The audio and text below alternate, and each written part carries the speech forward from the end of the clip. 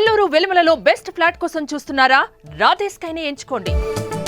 So but Bunny Vas brand కి పెద్ద పెద్ద హీరోలతోనే సినిమాలు తీయచ్చు. ఎందుకని చాలా చూజీగా వద్దులే మనకొద్దు అంటే రిస్క్ అనుకుంటారా, లేకపోతే అడగటం మొహమాటమా, ఎట్లా? బనివాస్ అనుకుంటే ఒక ప్రభాస్ తో తీయచ్చు, బనివాస్ అనుకుంటే ఒక మహేష్ బాబుతో తీయచ్చు, బనివాస్ అనుకుంటే ఒక జూనియర్ ఎన్టీఆర్ తో తీయచ్చు. అది అరవింద్ గారు కాంబినేషన్ లోనే తీయాలి 100%.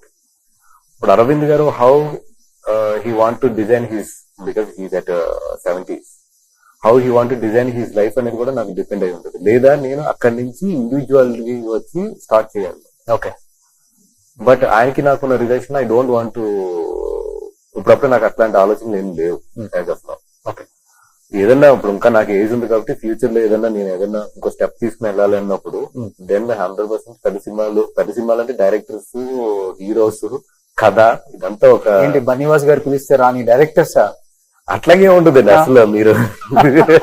మీరు ఎక్కువ కాదు, ఇన్ ఫ్యూచర్ మీరు ఎక్కడ ఉంటారు సినిమా ఇండస్ట్రీలో? మీరు పాలిటిక్స్ కి ఎమ్మెల్యే, మినిస్టర్ ఏదో అయిపోతారు అనుకుంటున్నారు. అవును, అప్పుడు సినిమాలు తీయకూడదు ఏంటి?